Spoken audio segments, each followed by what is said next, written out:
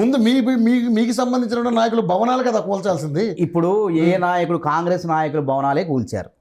ఉదాహరణ పల్లం రాజు గారు, కేంద్ర మాజీ రక్షణ మంత్రి గారు. అవును, ఆయన సీమాంధ్ర ప్రాంతానికి చెందిన వ్యక్తి. ఆయన అక్కడ చెరువు శిఖంలోనో పెద్ద బిల్డింగ్ కడితే ఆయన కూల్చారు. ఆయన కూడా ఆగ్రహం వ్యక్తం చేశారు. అయినప్పటికీ తప్పలేదు. దానం నాగేందర్ గారు నందగిరి హిల్స్ లో, ఇక్కడ జూబ్లీ హిల్స్ బంజారా హిల్స్ ఇక్కడ ఉంది పక్కన, ఆ నందగిరి హిల్స్ లో పార్కును ఆక్రమించే వేరే వాళ్ళు, అంటే ప్రజలు, బస్తీ ప్రజలు ఆక్రమించుకొని ఆడు ఇల్లు కట్టుకుంటుంటే అది తప్పు అని చెప్పి హైడ్రా కొరడా జులిపించింది. వాళ్ళ తరఫున దానం నాగేంద్ర గారు వెళ్ళి వాటిని అడ్డుకునే ప్రయత్నం చేస్తే హైడ్రా నాగేంద్ర గారి పైన కేసు పెట్టింది. అదేవిధంగా ఎంఐఎం పార్టీకి చెందినటువంటి ఒక ఎమ్మెల్సీ, ఒక ఎమ్మెల్యేకి సంబంధించినటువంటి చెరువులో, కుంటలో నిర్మించిన భవనాలను కూడా కూల్చివేయడం జరిగింది. ఇంకా అన్ని పార్టీలు ఉన్నాయి ఇందులో. ఇంకా బీఆర్ఎస్ వాళ్ళ దగ్గరికి పోలే. వీళ్ళు గుమ్మడికాయ దొంగ ఎవరంటే భుజాలు తడుపుకుంటున్నారు. అసలు హైడ్రా పరిధి ఏంది? హైడ్రా అనేది మొన్న పుట్టినటువంటి ఒక శక్తివంతమైన సంస్థ. ఇట్లాంటి అక్రమ నిర్మాణదారులు ఎవరైతే ఉన్నారో వాళ్ళ నిర్మాణాలు కూలుస్తా అని చెప్పి అక్రమార్కుల గుండెల్లో నిద్రపోతూ దడబుట్టిస్తున్నటువంటి సంస్థ హైడ్రా. అయితే వీళ్ళు భయపడి తప్పులు చేశారు కాబట్టి వీళ్ళు భయపడుతున్నారు, బయటకు వస్తారు. ఎందుకు నాగార్జున ఇన్కన్వెన్షన్ కూలగొడతంటే ఎవడు పోయి అడ్డుకోలేదు? నాగార్జున అభిమానులు కూడా ఎందుకు అడ్డుకోలేదు? ఎందుకంటే ఆదర్శంగా నిలవాల్సినటువంటి వాళ్ళు శ్రీమంతులు, నటులు అనే వాళ్ళు ఆదర్శంగా ఉండాలి. అదే కాంగ్రెస్ అదే అంటున్నా. కాంగ్రెస్ నాయకులు ఇప్పుడు ఫిర్యాదులు ఉంటేనే వెళ్తుంది అక్కడికి. అయినా ఇప్పుడు హైడ్రా పరిధి ఎక్కడికి? ఇప్పుడు ఉన్న 200 చదరపు కిలోమీటర్ల పరిధి వరకే ఉంది హైదరాబాద్. ఇప్పుడు హైదరాబాద్, గ్రేటర్ హైదరాబాద్ పరిధిలో ఉంది. అసలు 311 జీవో పరిధిలో పోలే. అసలు 311 జీవో పరిధిలో జన్వాడ ఫామ్ హౌస్ ఉంది కేటీఆర్ గారిది. అది ఓకే.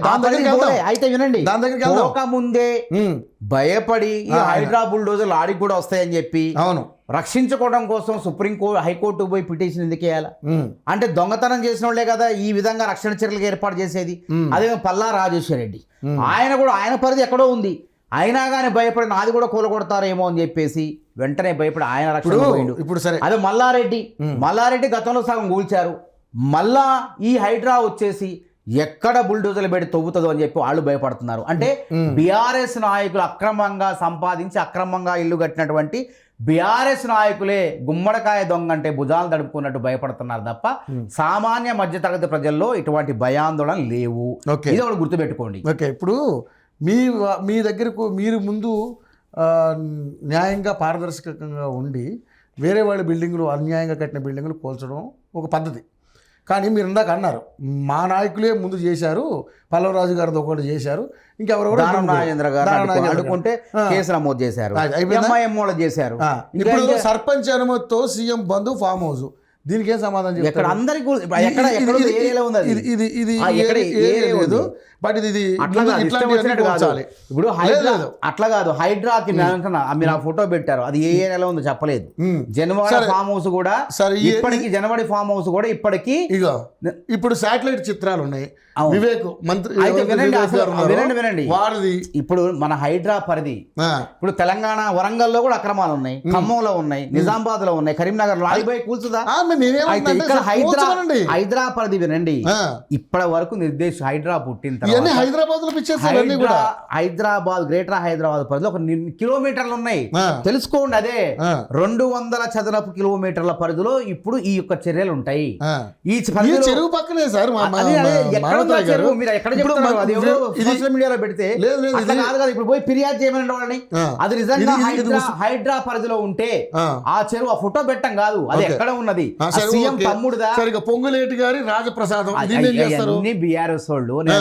పొంగులేటి తర్వాత ఇంకొకటి చూడండి, చెప్పండి. పట్నం శివారులో పట్నం మహేందర్ రెడ్డి ఫామ్ హౌస్, ఇది కూడా శాటిలైట్. ఇది ఎక్కడో కాదు, ఇది మన హిమాయత్ సాగర్ దగ్గర చెప్పండి. హిమాయత్ సాగర్ కదా అది. అంటే హిమాయత్ సాగర్ పరిధిలో పొంగులేటి మీరు చెప్పారు. పొంగులేటి పట్నం కూడా ఉండు. నిన్న రేవంత్ రెడ్డి గారు నిన్న సభలో మాట్లాడి బ్రహ్మకుమారీసో వాళ్ళు ఉన్నారు కదా, బ్రహ్మకుమారీసో వాళ్ళు ఆ సంస్థలో, గచ్చిబౌలిలో ఉండే సంస్థలో ఆ మీటింగ్కి వెళ్ళినప్పుడు శ్రీకృష్ణాష్టమి సందర్భంగా వాళ్ళు వేడుకలు చేస్తారు. అవును. అప్పుడు రేవంత్ రెడ్డి గారు మాట్లాడేటప్పుడు ఆ డయాస్ మీద పట్నం మహేందర్ రెడ్డి గారు ఉన్నారు. అయితే మీరనేది హిమాయత్ సాగర్, ఉస్మాన్ సాగర్ జంట జలాశయాలు, హైదరాబాద్ ప్రజలకు సగం దాహార్తిని తీర్చేటువంటి జంట జలాశయాలు. వాటి పర్యావరణానికి ముప్పు ఉండొద్దని చెప్పి 1996 సంవత్సరంలో తెలుగుదేశం ప్రభుత్వం ఆ రోజు 111 జీవోని తీసుకొచ్చింది. ఎట్లా 84 గ్రామాలు ఉన్నాయి అక్కడ, మొత్తం 84 గ్రామాలు 10 కిలోమీటర్ల పరిధిలో. ఎవరు కూడా ఇక్కడ ఆకాశ హార్మాలు పెద్ద పెద్ద భవనాలు నిర్మించడానికి వీల్లేదు.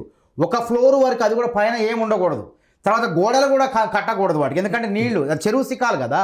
రేపు ఒకవేళ వరదలు వచ్చినప్పుడు ఆ నీళ్లు ఆగిపోకుండా, వరదలు రాకుండా, పర్యావరణానికి ముప్పు వాటిల్లకుండా తీసుకొచ్చిన జీవోని. ఆ జీవోని ఎవరు ఎత్తేసారండి? ఇప్పుడు ఆ జీవో పరిధిలో ఈ హైడ్రా లేదు.